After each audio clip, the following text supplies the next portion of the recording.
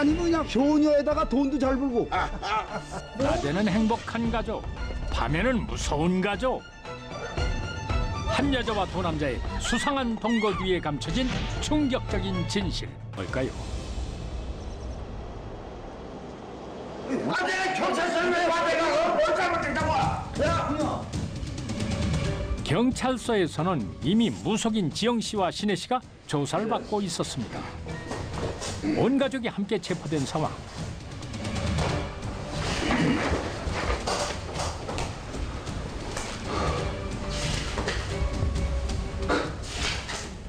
아주 대단들 하시구만, 대단들 해.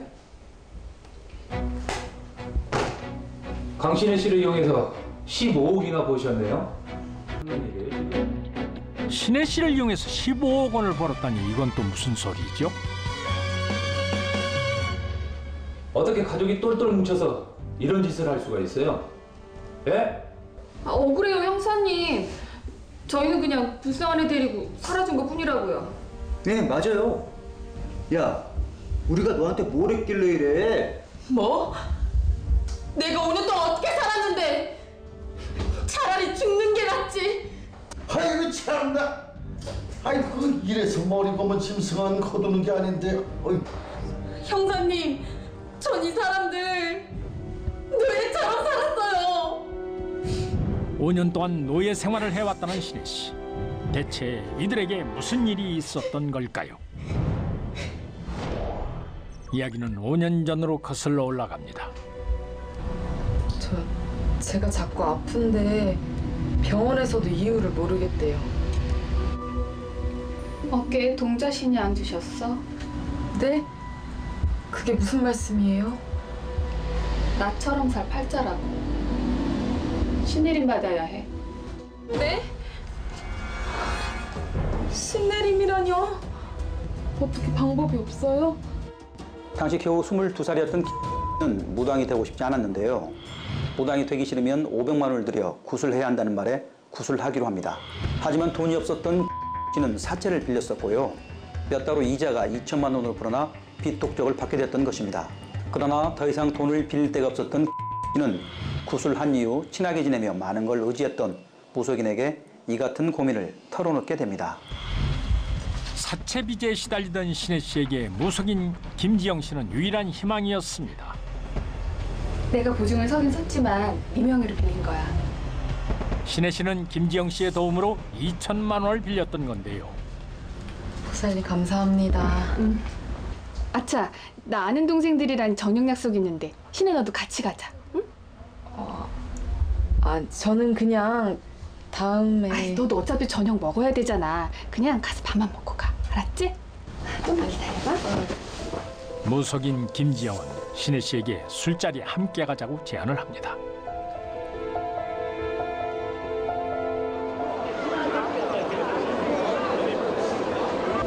자, 한 잔씩들 갖고 우리 이렇게 만났는데 건배 한잔 할까?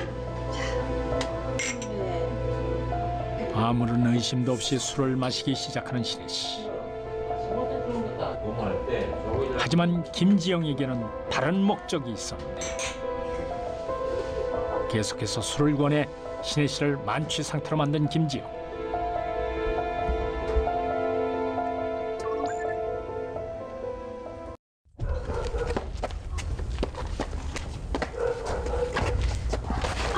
김지영과 술을 마신 후 정신을 잃은 신혜 씨. 아이고, 정신 빠진 기집애야. 아이고. 그런데 자신이 보증까지 서가며 빌려준 2천만 원을 다시 훔쳐가는 김지영. 도대체 그녀는 무슨 일을 꾸미고 있는 걸까요? 진짜 어떡해요. 결국 술에 취해 돈을 잃어버렸다고 생각한 신혜 씨는 또다시 김지영을 찾아가 도움을 청했습니다. 김지영은 사채업자에 쫓기는 신혜 씨에게 숨어 지낼 곳을 마련해 주겠다며 자신의 아버지 집으로 데려갑니다. 하지만 신혜 씨에겐 상상도 못할 일이 기다리고 있었습니다. 이거 좀 봐봐. 김지영의 아버지 김동수가 건넨 한 장의 서류. 그것은 바로 신혜 씨가 김지영을 통해 빌린 돈 2천만 원에 대한 차용증이었습니다. 이게 니를 튀겨. 김지영이 빌려주고 다시 훔쳐간 돈은 사실 아버지 김동수의 돈이었던 것입니다. 어딜 도망가. 내 돈 갖고 가야지. 자영업을 하며 이웃 사람들에게는 성실하고 선량한 사람으로 알려져 있던 무속인의 아버지는 사실 엄청난 이자를 붙이는 사채업을 병행하고 있었는데요.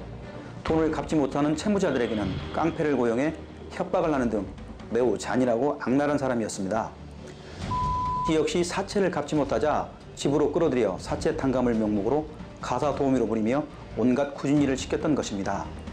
하지만 무속인의 가족들이 이를 집안으로 끌어들인 진짜 목적은 따로 있었습니다.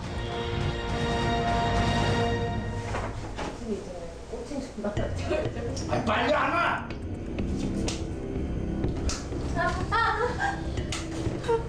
너 이래서 언제 돈 갚을래? 응?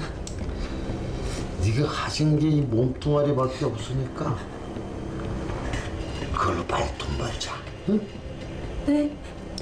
무슨 말씀이세요? 뭘 모르는 척을 해? 안 돼요. 차라리 다른 일에서 갚을게요. 제발요. 에휴 이게 진짜. 안 돼요. 저 죽어도 싫어요. 제발요. 놀랍게도 이들은 신혜 씨에게 폭력을 행사하며 성매매를 강요했습니다. 야 다 왔어 빨리 내려. 아 시간 다 됐어 빨리 내려. 결국 신혜 씨는 사채 빚을 갚기 위해 동수 씨 부자의 감시 속에 성매매를 할 수밖에 없었습니다.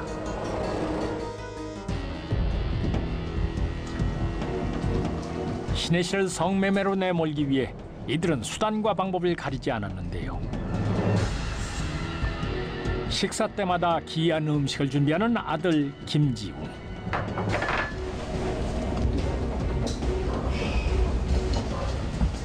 야 일어나. 아 일어나봐.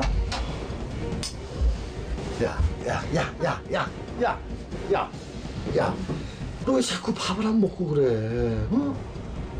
네가 꼬챙이처럼 말라 비틀어져서 손님들이 널 안 좋아하잖아. 넌 컴플레인 장난이 아니야.